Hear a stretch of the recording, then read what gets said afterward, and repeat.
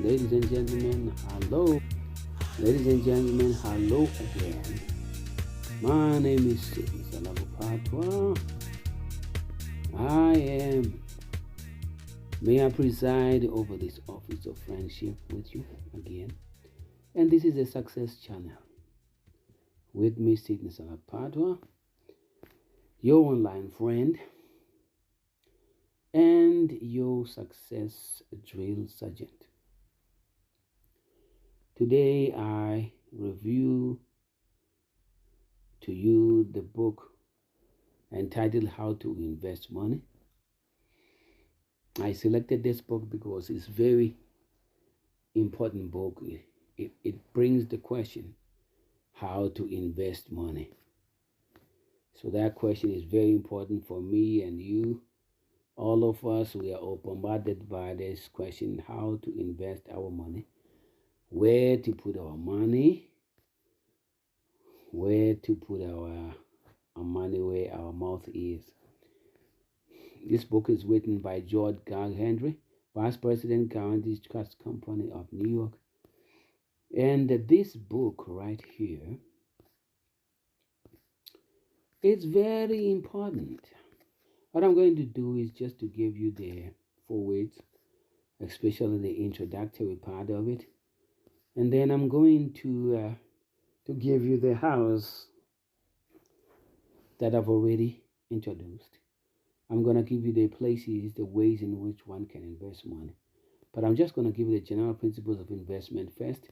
I think I'll just read one paragraph because if I read all this paragraph, I might not be able to reach to tell you where you can put your money where your mouth is. Because, ladies and gentlemen, we all know that it is told that we should not put our eggs in one basket. So, we should do as wise. General principles of investment. With an immense increase in wealth in the United States during the last decade and its more general distribution, the problem of investment has assumed correspondingly greater importance. As long as the average businessman was an habitual borrower of money and possessed no private fortune outside of his interest in his business, he was not greatly concerned with investment problems. The surplus wealth of the country for a long time was in the hands of financial institutions and a few wealthy capitalists. These men, the officers and directors of banks, savings banks, and insurance companies, and the possessors of hereditary wealth were thoroughly equipped by training and experience for the solving of investment problems and needed no help in the disposition of the funds under their control. During the last 10 years, however, these conditions have been greatly altered. Ladies and gentlemen, they have been greatly altered. The number of businessmen to date in possession of funds in excess of their private wants and business requirements is far greater than it was 10 years ago and is constantly increasing.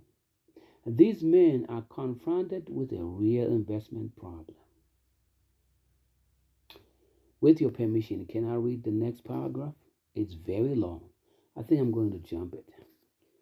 I'll progressively go to the very last one and I'll jump to tell you where you can put your money because it's going to be a problem if I stick with these paragraphs. Yes, they are stating very important facts, but I have to, ladies and gentlemen, to give you the very last important words.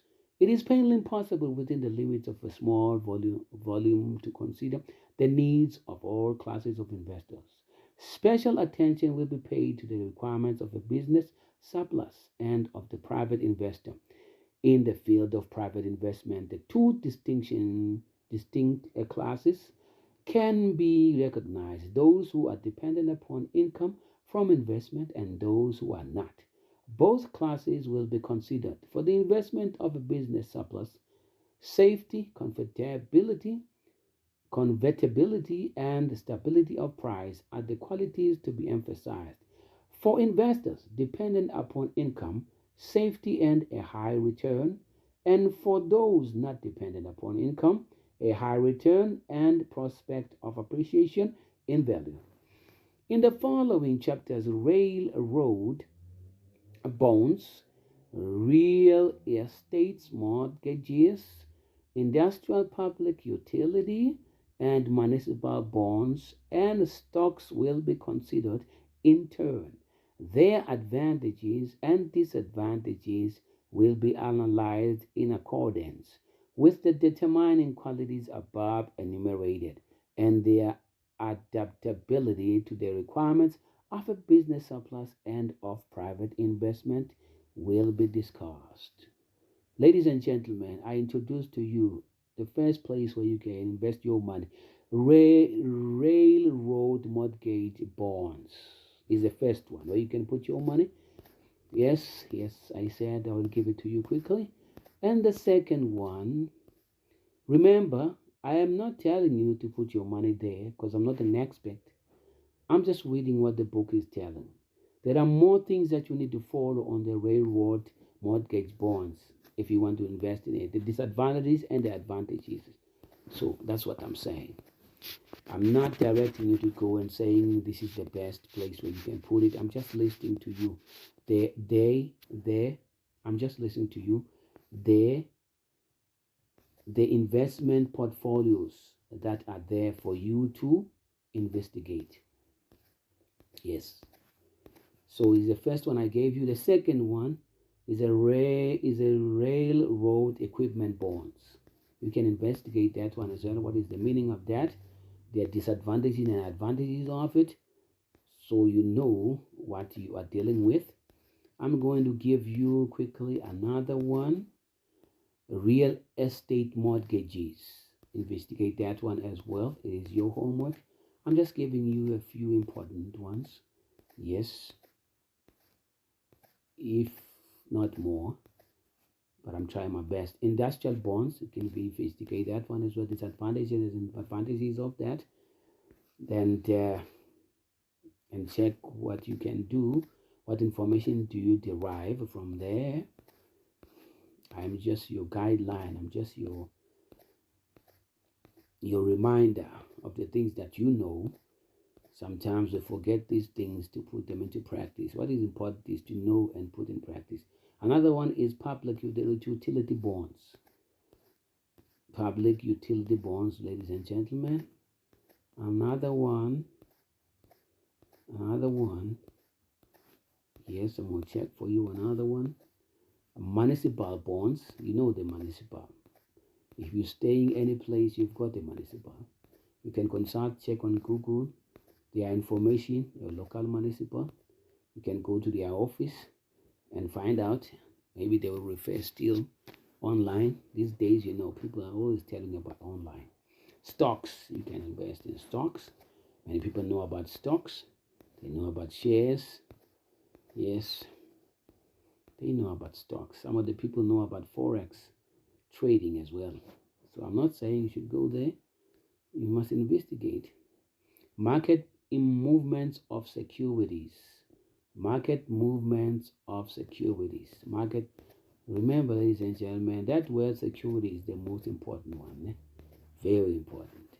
I think for all of us investors, for all of us people who are keen to follow the ways of success, we need to know the security of the money, and we need to know the returns of your money, how much returns, and we need to know the period, and we need to know the penalties if you take it before time. I think I have done it. I am almost done. Please just comment below and subscribe for more of these podcasts that I'm still going to introduce. You can comment on what you want me to talk about. Any topic that you want me to bring it as a reminder. You know a lot of things. Comment below and please like my podcast. Give me a love, like and a comment, please. I'll appreciate it for the time that I've